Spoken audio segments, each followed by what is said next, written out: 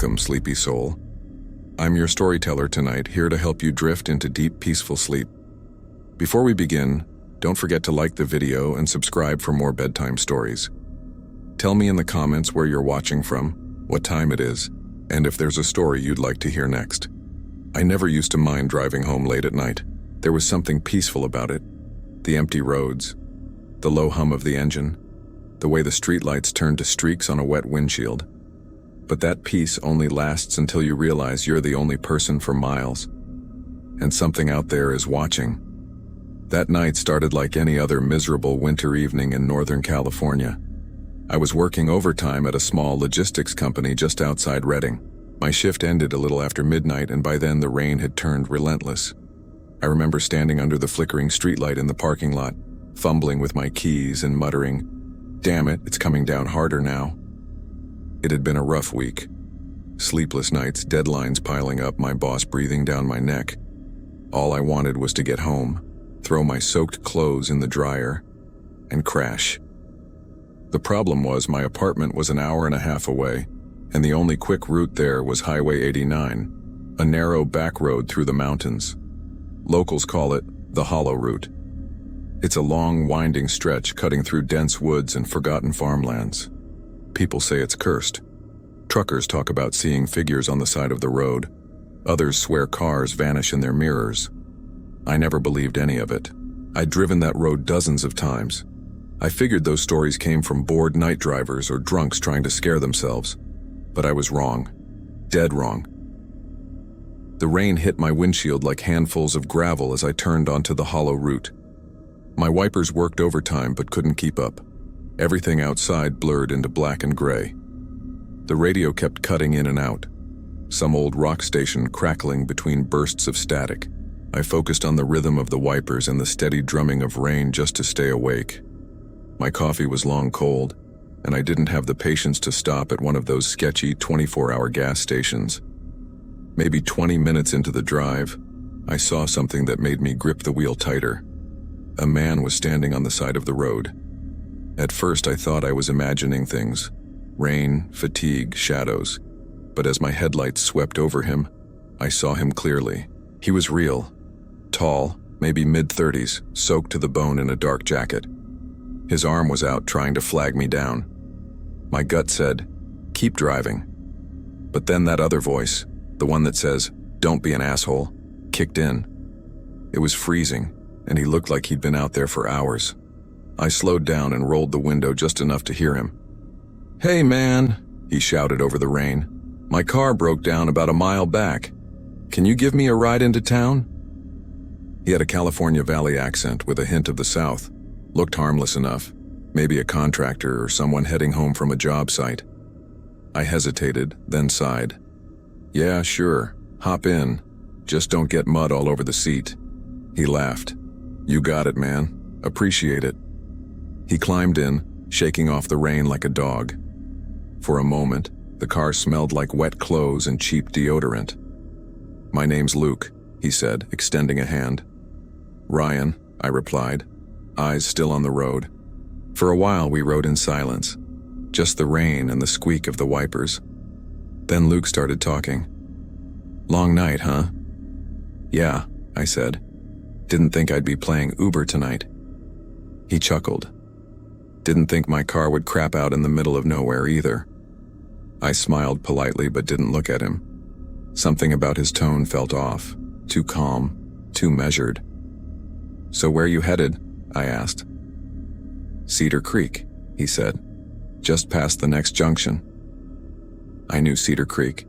Not really a town, just a cluster of cabins and an old gas station that'd been closed for years. "You live out there?" I asked.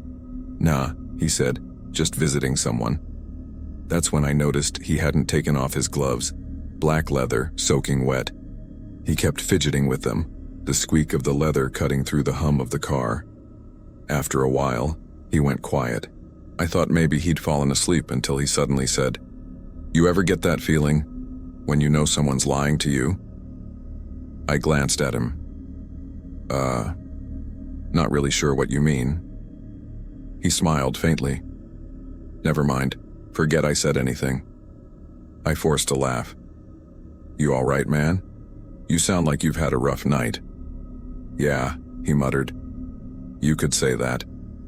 His phone buzzed, and he started typing fast. The glow lit his face. His hands were shaking. "You got signal out here?" I asked, trying to lighten the mood. "Sometimes," he said. "Depends where you stop."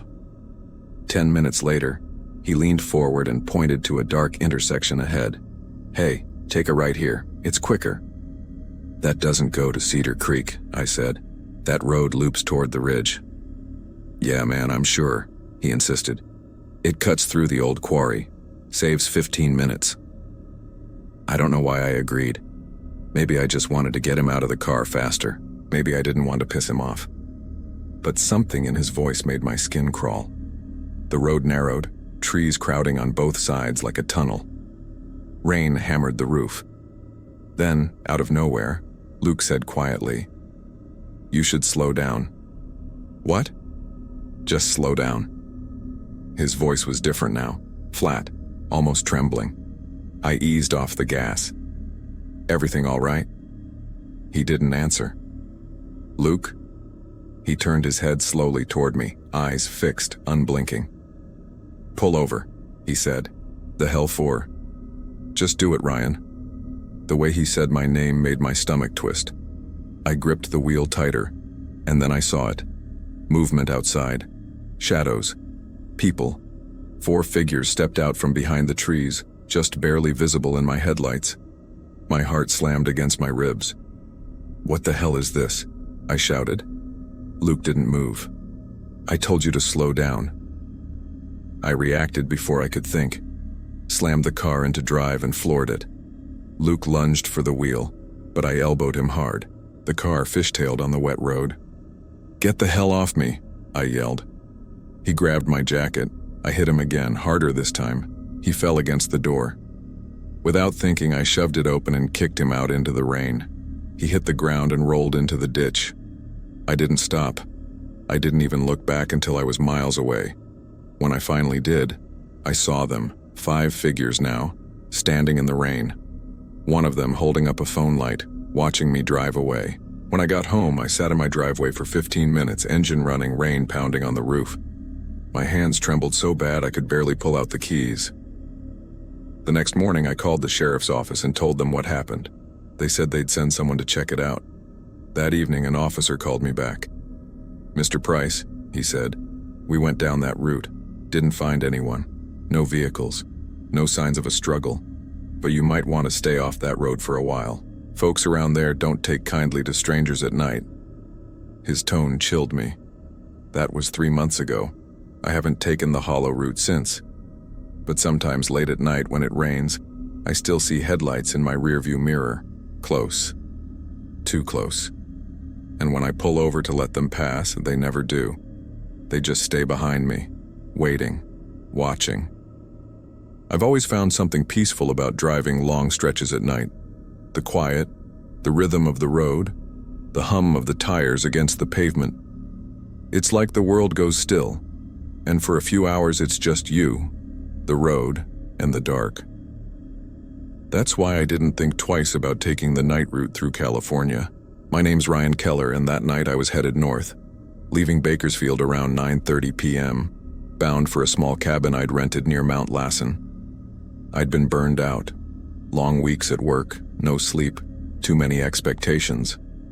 I needed space, so I figured a solo road trip would clear my head. Before I left, my mom told me, "Don't drive through the night, Ryan. Nothing good happens after midnight." I laughed it off. I'd done it plenty of times before. The first few hours were perfect. Traffic died off after I left the city limits, and the stars came out bright over the valley. I rolled the window down, let the cold wind hit my face, and felt that rare sense of freedom that only comes when it is just you and an empty road. But somewhere between Paso Robles and Lost Hills, the night began to feel heavier. The highway signs vanished for long stretches, and the only light came from my high beams cutting through the fog. By 3:15 a.m., I noticed my fuel gauge dipping near empty. "Shit," I muttered, tapping my GPS. I'd passed 2 exits without stopping, waiting for a better lit station. Now the screen showed nothing for miles, except one blue marker labeled Station 46, 11 minutes off the highway. Better than running out here, I sighed, and took the next exit. The road narrowed fast. 2 lanes, no shoulder, no lights. My beams bounced off trees pressing close to the asphalt, their shadows stretching unnaturally long. The deeper I went, the quieter it got. Even the crickets had gone silent. After what felt like forever, a faint glow appeared ahead. A gas station. But something about it was wrong. The place was spotless, like a movie set. White fluorescent lights lit every inch of the lot. The pumps gleamed. No oil stains, no litter, nothing. Inside the glass storefront, shelves were perfectly lined, every chip bag and soda bottle identical. It didn't even smell like a gas station, just cold disinfectant. Behind the counter stood a woman, maybe mid-20s, in a crisp red and white uniform. Her name tag read Elena. She didn't move when I walked in. Didn't even blink at first. Hey, I said, pulling out my wallet. Just $40 on pump 1. Her smile appeared too quickly, too perfect. 40 on 1, she said, voice flat and practiced, like a recording. As I handed her the cash, I noticed her hands trembling slightly. You okay? I asked. She blinked fast. Yes, sir. Everything's fine. But she wasn't. I could tell. Outside, as I pumped gas, that strange feeling of being watched grew stronger. I couldn't shake it. Then through the mist I heard an engine. Low, rumbling. Headlights appeared, slicing through the fog. A large black SUV rolled into the lot and stopped at the far pump. Its windows were tinted so dark I couldn't see inside. The engine cut off, but no one got out. I turned toward the store. Elena stood frozen behind the counter, her eyes locked on the SUV. The calm mask was gone. Her face was pale, terrified. She mouthed something through the glass. I squinted to read her lips. One word. Run. Before I could react, the SUV's doors opened. 2 men stepped out, dressed in dark hoodies and jeans. One walked toward the store, the other scanned the lot. My pulse spiked. Elena suddenly bolted from behind the counter, darting through a side door and into the darkness. I jumped in my car, heart hammering, and swung around the back of the building. My headlights caught her running full speed toward the trees. Hey, get in, I shouted. She hesitated for a second, glanced back at the store, then yanked open the door and dove inside. Go, go, go, she screamed. I floored it, gravel spraying from the tires as we sped toward the highway. What the hell is happening? I shouted. She was shaking, breathing hard. They followed me here, she gasped. They've been following me all week. They're not normal. Not normal? You work there, right? She shook her head. I used to. That station, it's not even supposed to be open. It's been shut down for months. My stomach dropped. Before I could ask anything else, headlights flared in the mirror. The SUV was behind us. Shit! I hit the gas harder. They're not going to stop, she whispered. I grabbed my phone, calling 911. But before I could, the SUV rammed us from behind. The impact jolted the car, the phone flying from my hand. Hold on, I yelled, fighting the wheel as we fishtailed through the fog. They'll shoot your tires next, she said. They did it before. How do you know that? Because they're not after you, she cried. They're after me. We tore through the forest, headlights cutting through the mist. Then, a red glow ahead, a sign. Bill's 24-hour mart. 5 miles, our only chance. The SUV hit us again, harder. My rearview mirror cracked, but we stayed on the road. They're getting closer, she shouted. Not for long, I growled, gripping the wheel. The road opened into a clearing. Suddenly, sirens wailed. 2 police cruisers shot out from a side road, lights flashing. The SUV skidded, boxed in from both sides. Officers poured out, guns drawn, shouting commands. I pulled into the lot, shaking. Elena was crying, half relief, half terror. The officers dragged the men out, slammed them against the SUV. I caught a glimpse of one of their faces. His eyes were pitch black, no whites, just darkness. He looked right at us and smiled. An officer came up to my window. "You folks okay?" I nodded weakly. "Yeah, I think so." He said, "You did good, man. If you hadn't called, this could have ended bad." I looked down. My phone lay cracked on the floor, still on an active call. Dispatch must have heard everything. They took Elena aside for questioning. She never looked back at me. When I finally got back on the road, dawn was breaking. The fog lifted, the sky soft and pale. For a moment it felt peaceful again, but when I passed the exit where Station 46 had been, I looked for its lights. There was nothing. No pumps, no building, not even pavement. Just empty land and trees. Now, every time I drive late at night, I still look out for that glow in the distance, that spotless gas station waiting in the dark. I'd been looking forward to that road trip for months. After a long winter and too many sleepless nights at the office, I needed to clear my head. The plan was simple. Drive from Boston to California, taking the southern route through Arizona and Nevada, reaching the coast in about 6 days. I'm Ryan Porter, 31, a freelance video editor.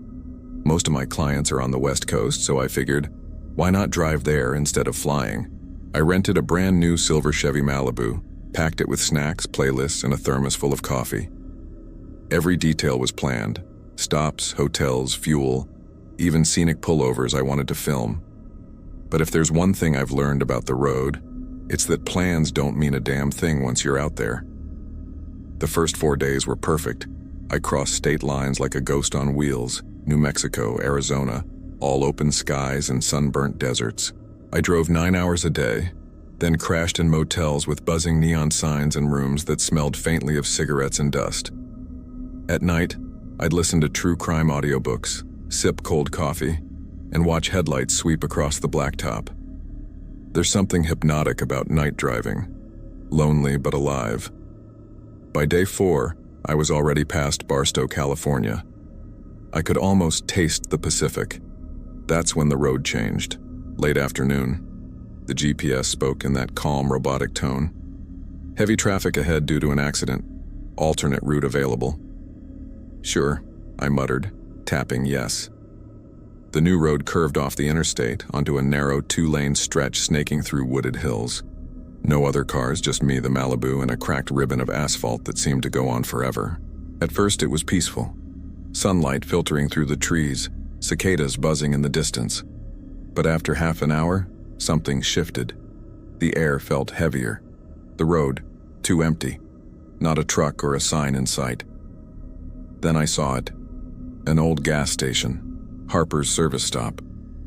The sign was faded, paint peeling. A rusty pickup sat out front, half swallowed by weeds. "Damn," I muttered. Straight out of a horror movie. I still had half a tank, so I kept driving. But the deeper I went, the more wrong the road felt. When night fell, my GPS lost signal. No bars, no towns, just woods and fog thick enough to swallow my headlights. Then a faint glow ahead. A flickering light. I sighed in relief and pressed the gas.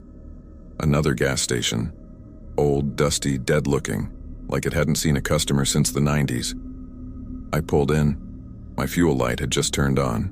The air outside felt strange, damp and still, like the whole world was holding its breath. The pump was ancient, the kind that said pay inside first. So I walked toward the store. The bell above the door gave a weak jingle. Inside smelled of dust and motor oil. Shelves lined with expired snacks and half-flat soda bottles. Behind the counter stood a tall, thin man in his 50s wearing a greasy cap. His face looked like it hadn't smiled in years. "Evening," I said. "Need to fill up. Pump still work?" He stared at me for a long second, then said flatly, "Pump works. Pay first." "All right. How much for a full tank?" He glanced at the register. "Cash only." I handed him 2 20s. His fingers trembled as he took them. Then, without warning, he said, "Hold on. Gotta grab change from the back." I frowned. The register drawer was open and full of bills. Sure." He disappeared behind a half-open door. That's when I heard it, whispering. Faint, like someone talking softly on a phone. When he came back, something in him had changed. His eyes were wider, more alert. "Where you headed?" he asked. LA long drive," I said. "You by yourself?" That question hit me wrong. "Yeah. Why?" He didn't answer. Just forced a grin that didn't reach his eyes, then nodded toward the window. "Nice car, real nice." "Thanks," I muttered, grabbing my change. But when I turned to leave, I saw him glance past me, toward the parking lot. Something about that look made every instinct in me scream go. I filled the tank fast, glancing back through the glass. He was still there and standing behind the counter, completely still. As soon as I finished, I jumped in the car and drove off. 10 minutes later, headlights appeared in my mirror. Bright, close, following. Shit. I pressed harder on the gas. The road twisted through the woods, but whoever it was, they were matching every turn. Then came the sound. Pop. The wheel jerked right. My car lurched. A blown tire.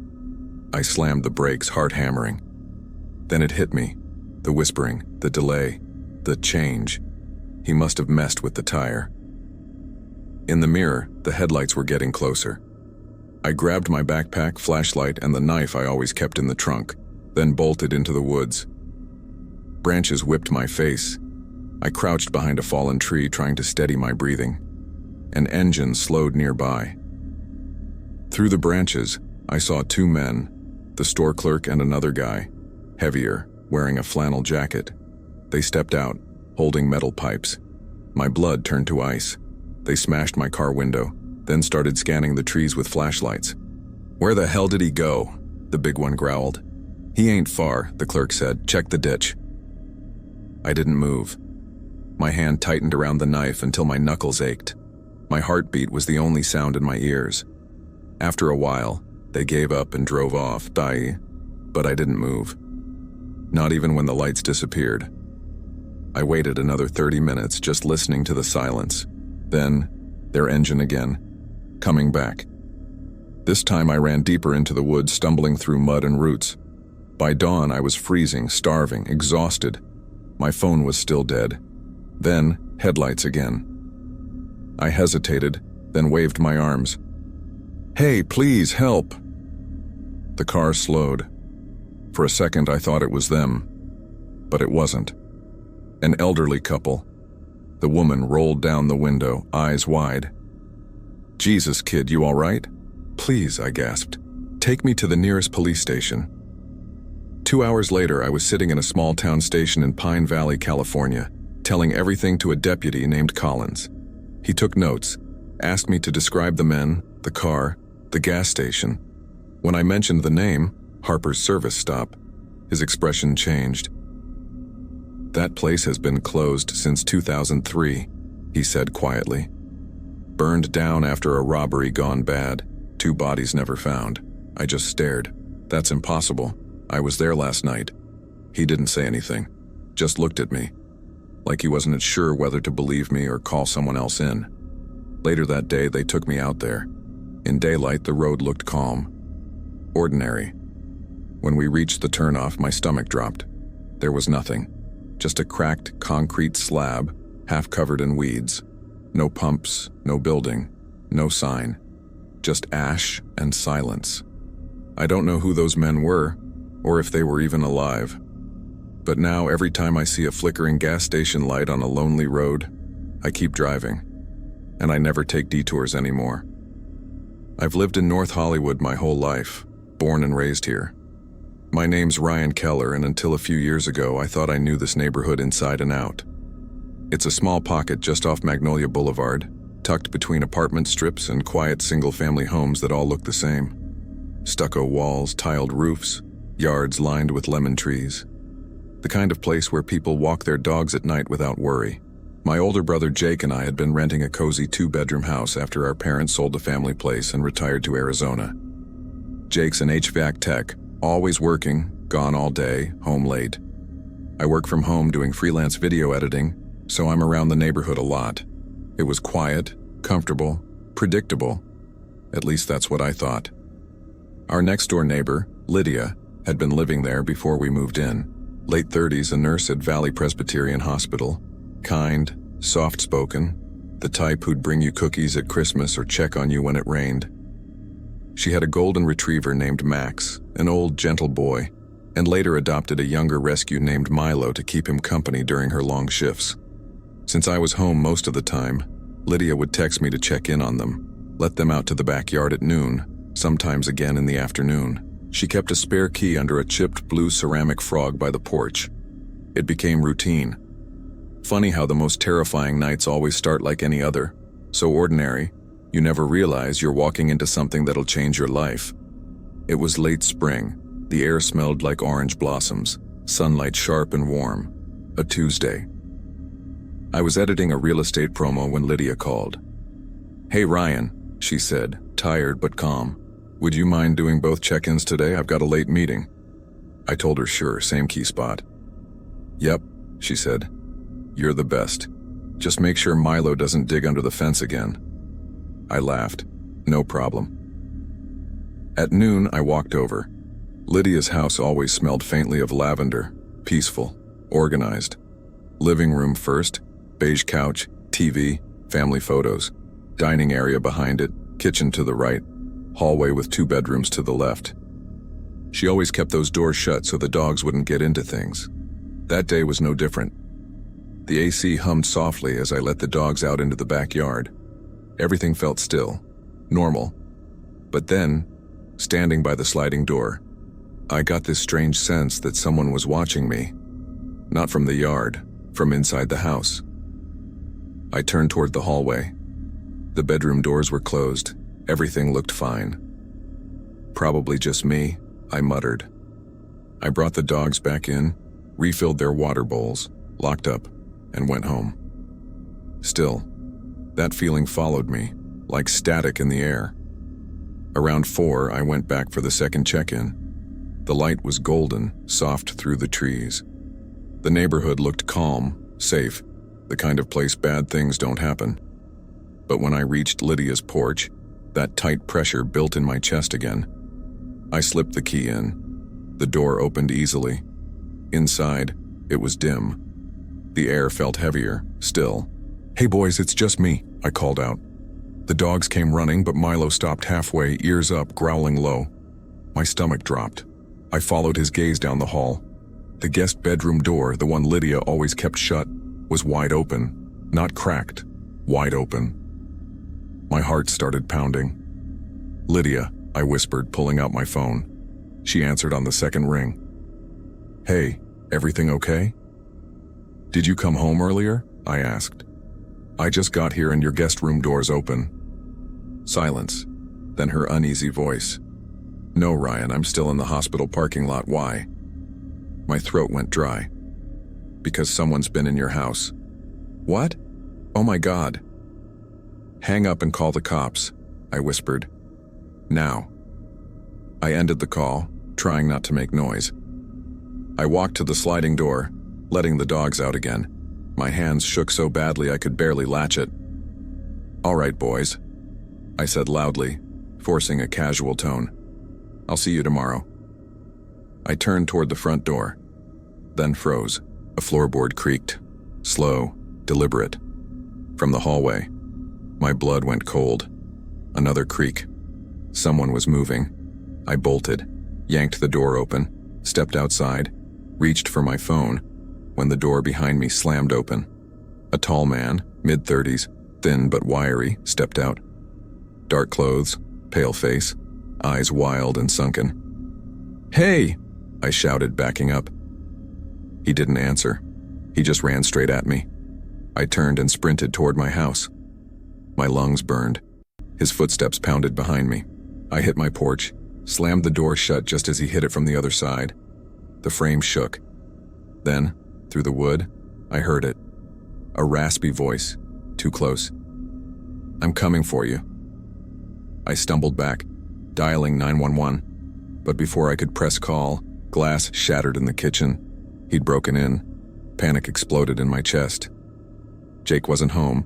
His work truck was gone. I was alone. I grabbed the baseball bat he kept by his bedroom door and crouched behind the closet. heart hammering so loud I thought it would give me away.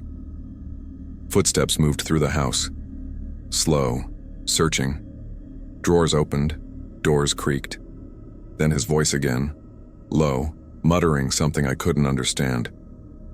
He stepped into Jake's room. I saw his shadow through the crack of the closet door. He knelt, checked under the bed. Then he stood and turned. The door creaked open. I swung. The bat slammed into his chest with a hollow thud. He stumbled but didn't fall. He grabbed the bat, ripped it from my hands, and shoved me hard to the floor.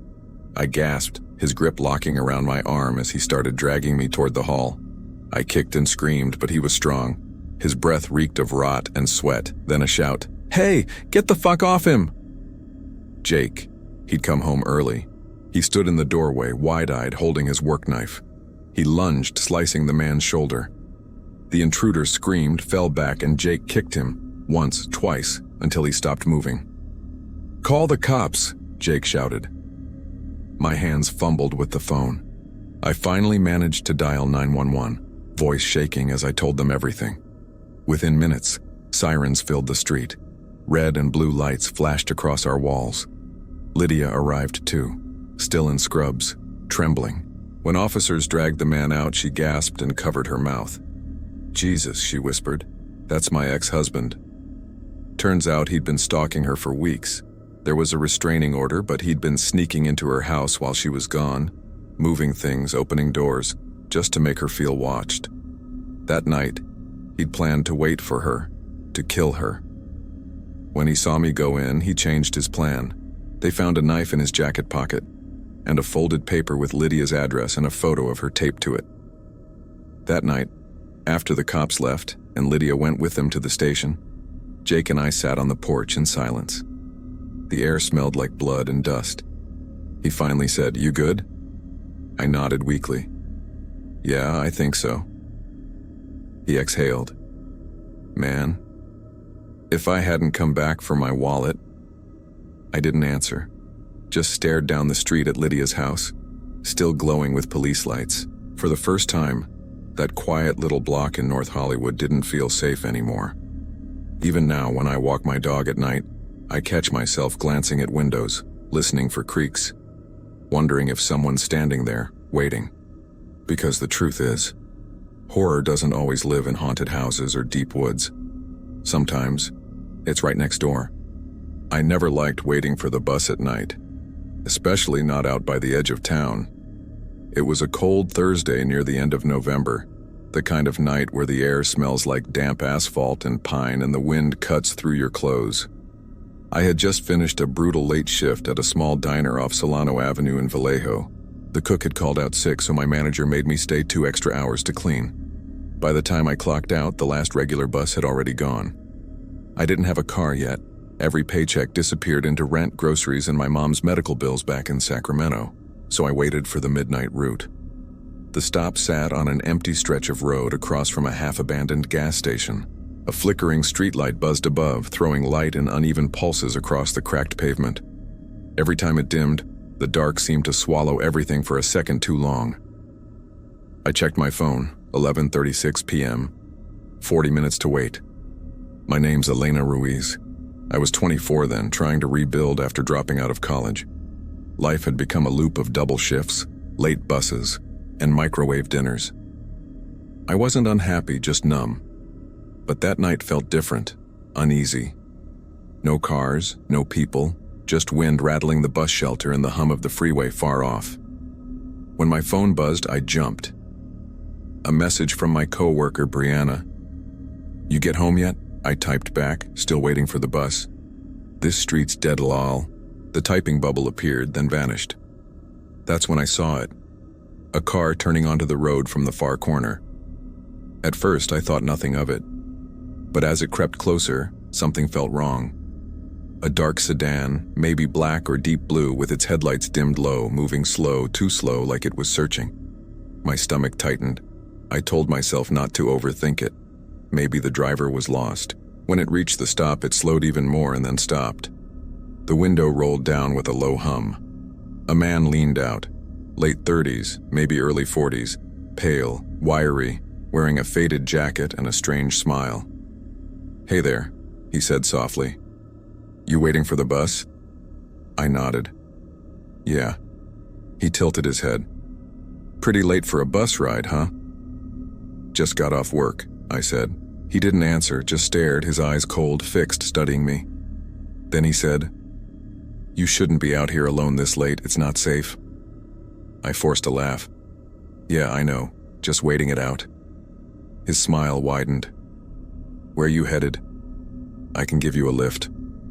My gut dropped. "No thanks," I said quickly. "Bus will be here soon." He leaned a little further out. "It's cold. You sure you don't want to wait somewhere warmer?" I shook my head. "No, I'm fine." "You live around here?" he asked. I didn't answer. Every instinct screamed, "Don't tell him anything." "Come on," he said. "It's dangerous out here. You never know who's out driving this late." "Guess I'll take my chances," I muttered. He laughed quietly. "Suit yourself." He stared a few more seconds, then pulled forward just a few feet before stopping again. The engine cut off. My pulse spiked. The driver's door opened with a click and he stepped out, slowly, calmly, like he wasn't in any hurry. "Hey," I said sharply. "I told you I'm fine." "Relax," he said, his voice too calm. "I'm not gonna hurt you." He stepped closer. "You from around here? Haven't seen you before." "Look, man, I just want to wait for my bus." He smiled wider. "You know, people disappear out here all the time." My stomach dropped. "What?" "Late night roads, no cameras, no one around," he said. "Sometimes they're never found." "Stop," I said. "Don't come closer." He laughed softly. "You're scared." I said, "Stop." "Or what?" he asked. "You gonna run?" That was it. I turned and bolted, sneakers slapping the pavement, breath burning my chest. Behind me, his voice called out, calm, mocking. "You won't get far." I didn't look back. The only thing I could see was the glow of the gas station ahead, its neon open sign flickering through the glass. I slammed through the door, the bell above ringing violently. The clerk, a skinny guy covered in tattoos, looked up from his phone. "Yo, what the hell?" There's a guy out there," I panted. He followed me from the bus stop. His face shifted from confusion to alarm. "You good?" "He got out of his car," I said. He grabbed a flashlight from under the counter. "Stay here." "Wait, don't go out there," I shouted, but he was already stepping outside. The sedan's engine roared, tires screeched, and it sped off into the dark. The clerk came back in, shaking his head. "Dude took off. You did the right thing coming here." He locked the door. "You want me to call someone?" I nodded weakly. "Yeah, police." When the cops arrived 15 minutes later, the car was long gone. They took my statement, asked for a license plate I hadn't seen. One officer, gray-haired and calm, said, "Probably just some creep. Happens more than you think." "Yeah," I whispered. "Probably." The clerk, his name was Jonah, offered to drive me home after his shift. I hesitated, then agreed. He seemed decent. As we drove through empty streets, every passing headlight made my heart race. When we reached my apartment, Jonah said, "Be careful, all right? Don't wait alone like that again." "I won't," I said quietly. It's been 3 years since that night. I live in Modesto now. New job, new city. But sometimes when I pass a quiet bus stop, I still see that black sedan in the corner of my eye. Maybe it's just memory, or maybe some things never let go. I never liked driving through Willow Creek after dark. It's a quiet part of Northern California, tucked between fields, hills, and the kind of old neighborhoods where everyone goes to bed by 10. My friend Elena lived there, in one of those 2-story ranch houses with peeling paint, and a swing that creaked whenever the wind picked up. That night, I'd promised her I'd give her a ride home after her shift at the diner. I got there earlier than planned and figured I'd just park nearby until she texted. It was a little before midnight and the whole street felt dead. The street lamps gave off that dull orange light that doesn't really illuminate anything, just smears shadows around. My old Honda was the only car parked on the block. It was unnervingly quiet. No dogs barking, no TVs humming behind windows, not even a passing car. No TVs humming behind windows, not even a passing car. I killed the engine to save gas and just sat there scrolling through my phone, the glow from the screen reflecting my face in the window like a ghost version of me. Work had been rough that week. I was doing delivery runs for a plumbing supply company, trying to save enough to move out of my roommate's cramped apartment in Stockton. My days were long, my paycheck short, and nights like this, alone, with no one asking for anything, were the only time I could breathe. About 20 minutes passed. Then, knock, knock. 3 sharp hits on my driver's side window. The sound shot through my chest like an electric jolt. I flinched and almost dropped my phone. "What the hell?" I muttered, heart hammering. There was a man standing there. Not close, not friendly. Just there. He stood angled toward the car, half lit by the amber streetlight. A faded gray hoodie, hood up, hands in the front pocket. The fabric looked grimy, like it hadn't been washed in weeks. He stared. Just stared. "Jesus," I whispered under my breath. I forced a nervous smile, thinking maybe he was lost, drunk or needed help. I cracked the window an inch. Just enough to talk, not enough for him to reach in. "Hey man, you okay?" I asked. No answer. He leaned closer, face dipping into the glow. Pale skin, stubble, maybe late 30s. "Can I help you?" I tried again. Then he spoke, voice low, rough, like gravel. "Open the door." It wasn't a question. It was a command. My stomach dropped. I shook my head. "Nah, man, what do you need? You good?" He didn't blink. He just repeated it, slower this time. "Open the door." Something about the way he said it. No emotion, no anger, just flat. Hit harder than a scream. I hit the door lock even though it was already locked. The click sounded too loud in the silence. His head tilted slightly, like he found it funny. Then he smiled, a small twitching grin that made the air in my chest turn thin. "Listen, man, I don't..." He slammed his palm against the glass. The whole car rocked. "Hey, stop," I shouted, scrambling for my keys. He hit the window again, harder, and my side mirror rattled. That's when I saw what he had in his other hand. A rock. Big, like a softball. "Oh, hell no," I breathed. I grabbed my phone, hands shaking, trying to unlock it. My fingers were slick with sweat, slipping on the screen. I hit 911 but missed the last digit and had to backspace. He pressed the rock against the glass, dragging it slightly so it squeaked. "Put the phone down," he said. "Open the door." "Back off," I shouted. "I'm calling the cops." He shook his head slowly. "You won't get the chance." Then he raised the rock higher. I could see my reflection in the window, wide eyes, mouth open, breath fogging. The silhouette of the rock above his head. Somehow, I got the key into the ignition. Twisted once, twice. The engine coughed, then caught. He froze for half a second, then slammed the window again. The glass cracked, a spiderweb spreading outward. I slammed the car into reverse. Tires squealed against the asphalt. He shouted something I couldn't make out.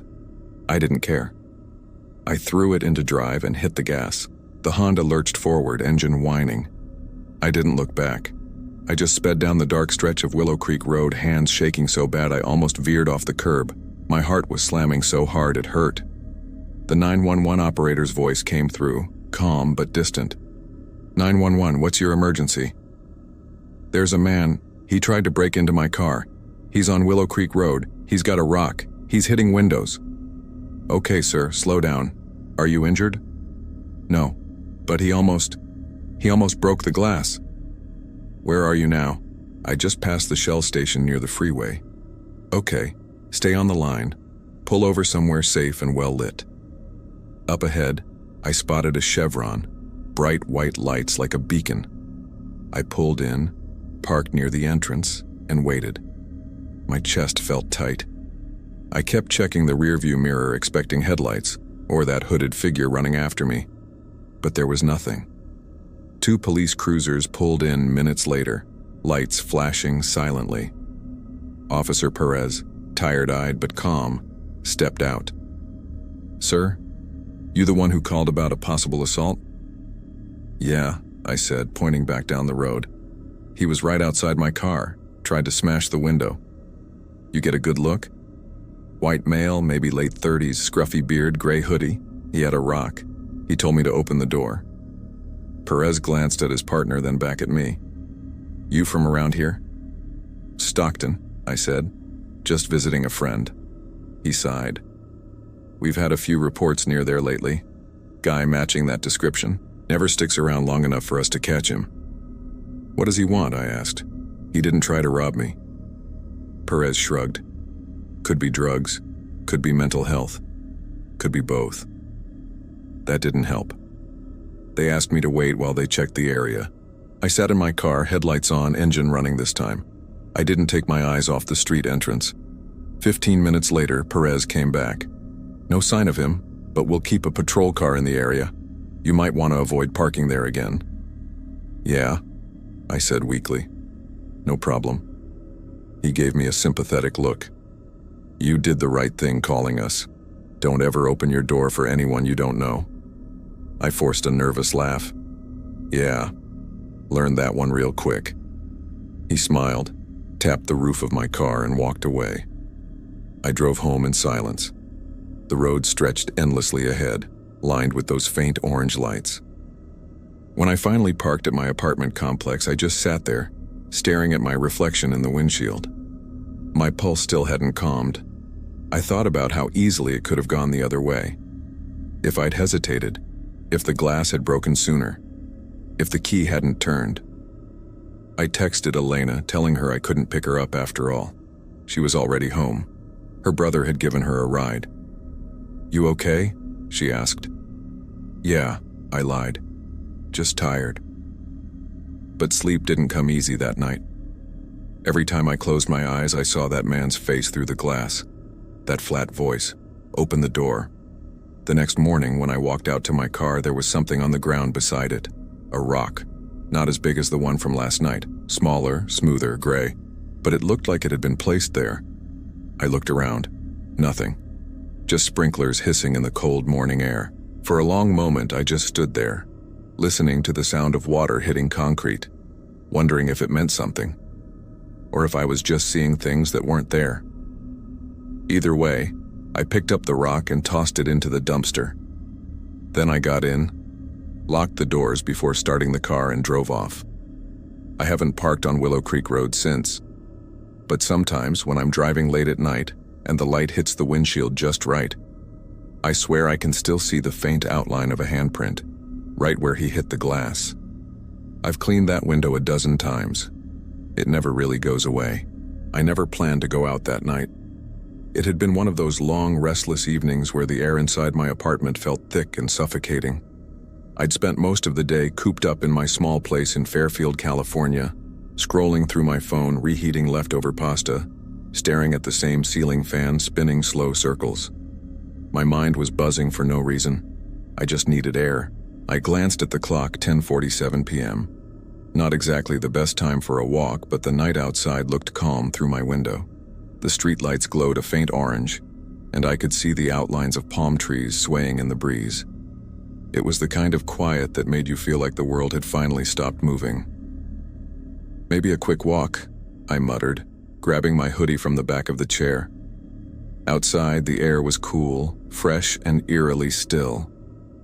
You could hear the faint hum of the highway in the distance, a dog barking somewhere far off, and the whisper of wind moving through the trees.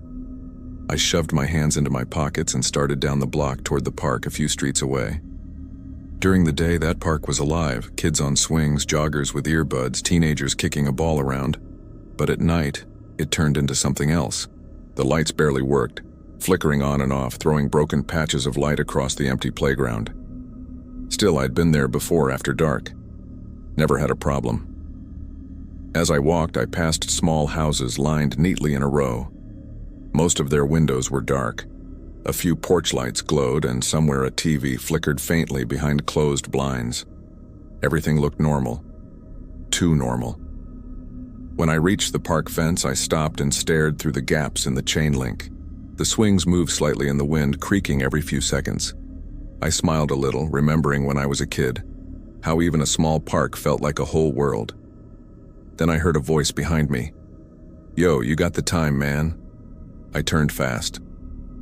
A guy stood across the street under a flickering streetlight. He was tall, maybe my age, late 20s, with a hood pulled over his head and his hands deep in his pockets. Yeah, it's like 10:55, I said, checking my phone. "Cool, appreciate it," he replied. But he didn't move. He just stood there staring at me for a few seconds too long. I forced a polite nod and started walking again, heading further down the sidewalk. My heart was beating a little faster, but I told myself not to overthink it. People ask for the time all the time, right?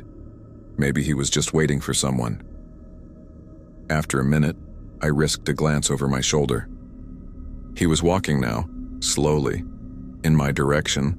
It could have been coincidence. Maybe he lived down the same street. But something about his pace made my stomach twist. I crossed to the other side of the road, pretending to check my phone. When I looked up, I saw him cross too.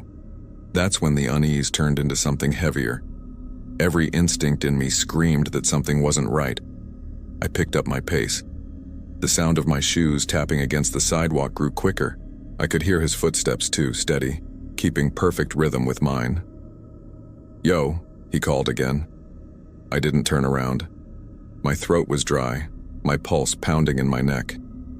"Hey man, I'm talking to you." His voice was louder now, closer. I swallowed hard and glanced around. The street was empty. Every house looked asleep.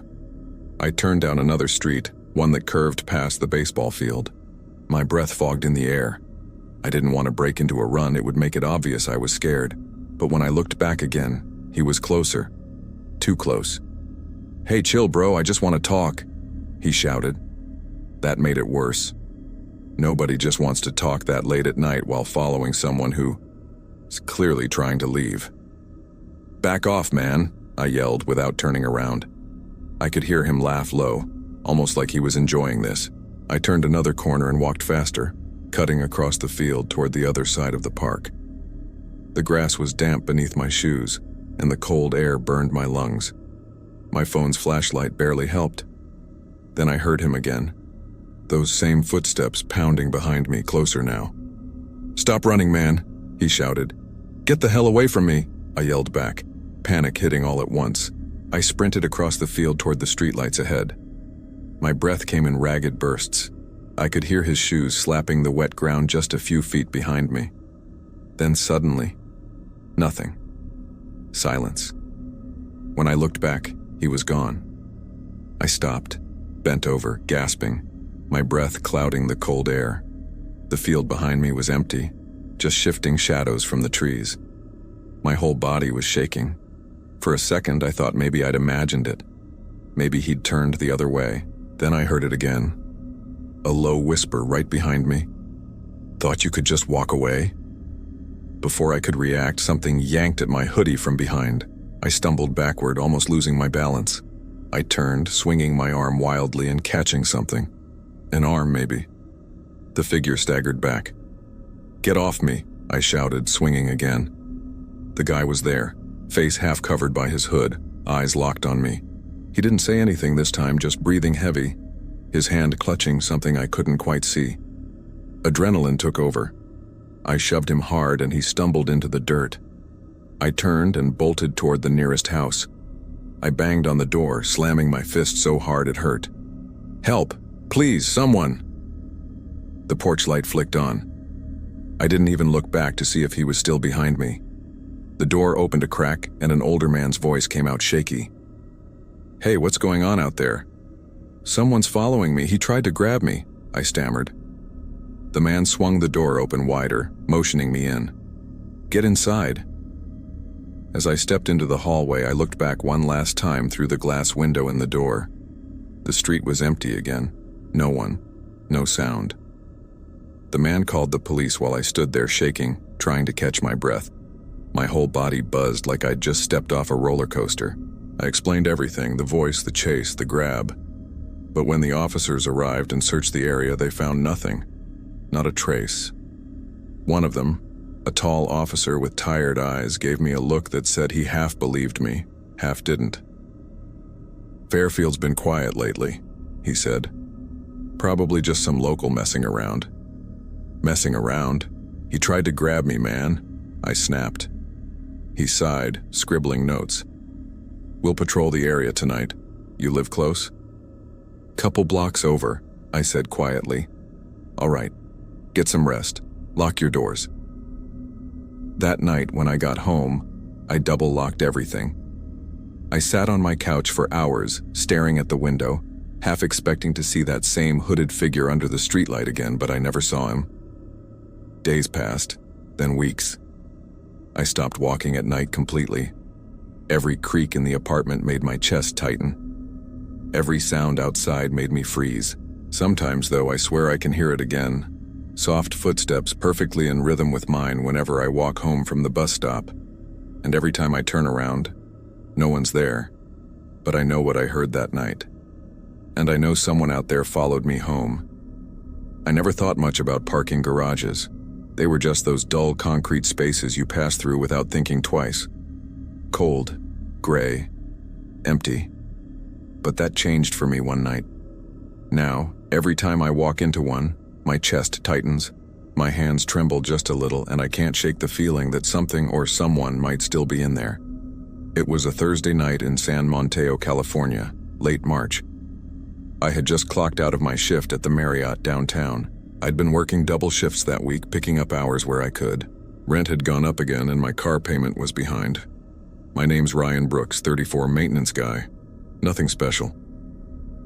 I'd been with the hotel for about a year, mostly handling late-night requests, leaky sinks, flickering lights, clogged drains, the kind of stuff guests never think about until 11 p.m.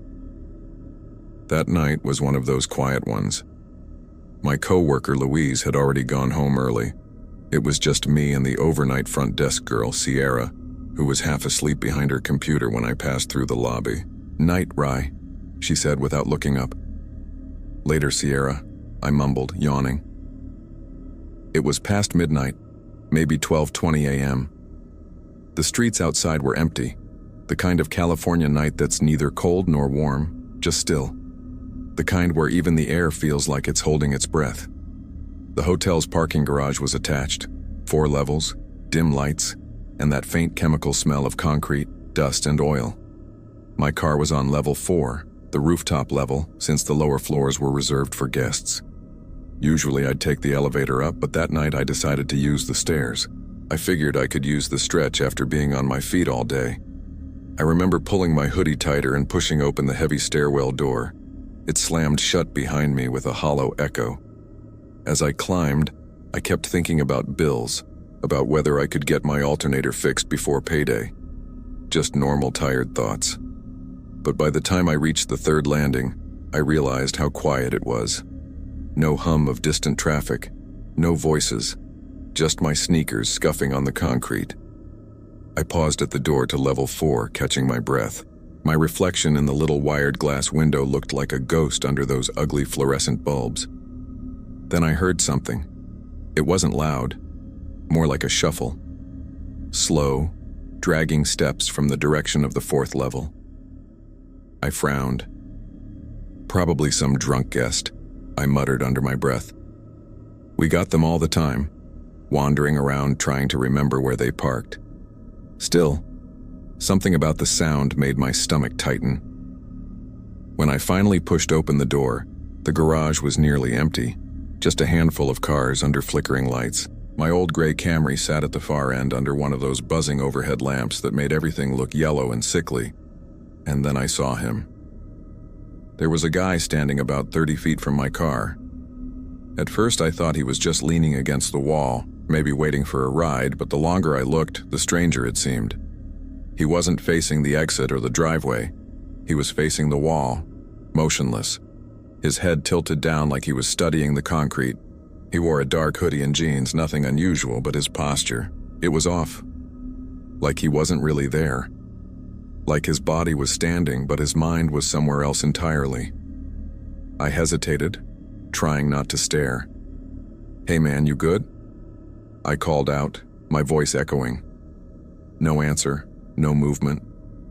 I waited a few seconds, then shrugged it off. People were weird sometimes. Maybe he was on a call or something.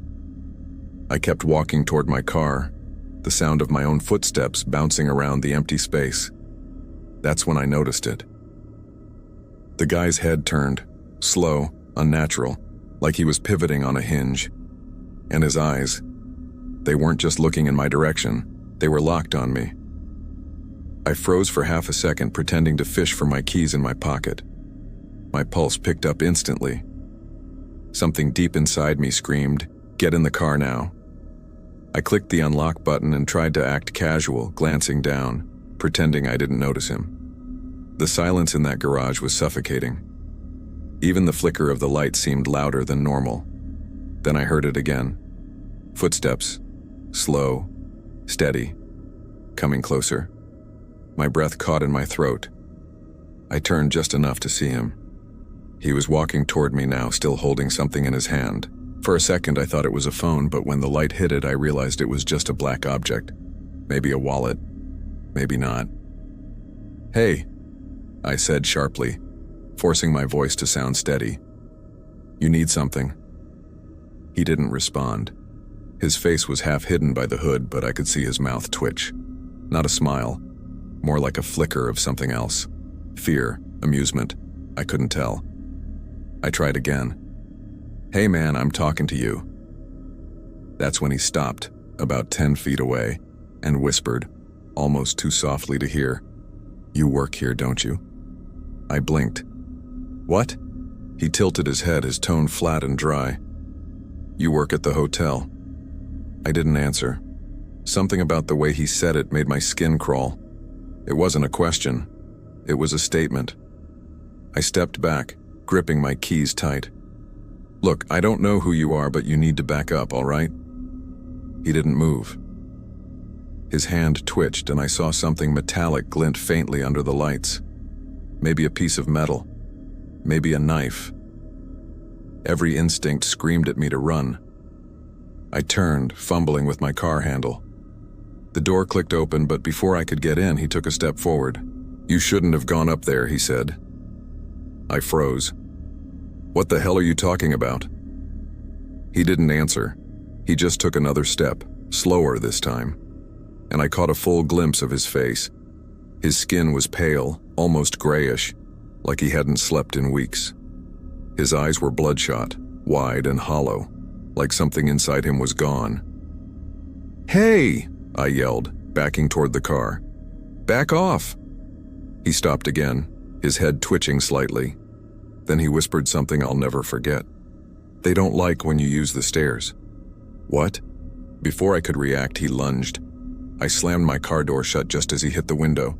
The sound was explosive, his fist connecting with glass, his face twisted with rage or madness. I didn't wait. I jammed the key into the ignition, my hands shaking so hard I nearly dropped it. He pounded the window once more, and then stopped suddenly. His eyes darted toward the far end of the garage as a car engine echoed through the ramp below. Headlights appeared. The man froze. For one long second, he just stood there, breathing hard, staring at me through the glass. Then, without a word, he turned and walked briskly into the shadows between the concrete pillars. The headlights from the approaching car swept over the space where he'd been standing. Empty. I floored it. The tires screeched against the concrete as I sped toward the ramp. My heart was hammering so loud I could barely hear myself breathe. When I reached the street, I pulled over a block away and just sat there trembling. I called security. Hector, the overnight guy who always took his time with everything. "Brooks, what's up?" he said groggily. "There's someone in the garage," I said. "Fourth level. Guy tried to... I don't know, man, he came at me." "Fourth level? You sure you didn't see a guest?" "I know what I saw, Hector. Just check it." He sighed. "All right, I'll take a look. You good?" "Yeah." I lied. "I'm fine." The next morning, I got a call from the front desk. They said security checked the whole garage. Nothing. No signs of anyone. But Hector did mention something weird. One of the emergency stairwell doors on level 4 had been jammed open from the inside. like someone had wedged it so it wouldn't lock. He said it looked like it had been that way for a while. Over the next few days, I tried to convince myself it was just some unstable guy, homeless maybe, or high. But every time I parked there again, I couldn't shake the memory of his voice. "You shouldn't have gone up there," and that strange, dead look in his eyes. 1 week later, I was in the maintenance office when Sierra came in, pale and shaky. "Ryan," she whispered, "you remember that guy you said you saw in the garage?" I looked up. "Yeah, why?" She slid her phone toward me. On the screen was a local news article. "Body found in abandoned parking structure behind hotel." It wasn't our garage. It was 1 block away. But the picture of the victim made my blood run cold. Same hoodie, same jeans, same hollow stare. The timestamp said the body had been discovered 2 days before my encounter. Now I don't park there anymore. Hell, I barely take the stairs anywhere. But sometimes, late at night, when I pass by that hotel on my way home, I can still see the flicker of those lights from the rooftop level. And I swear if you look long enough, there's still a shadow standing near the wall, still waiting, still watching.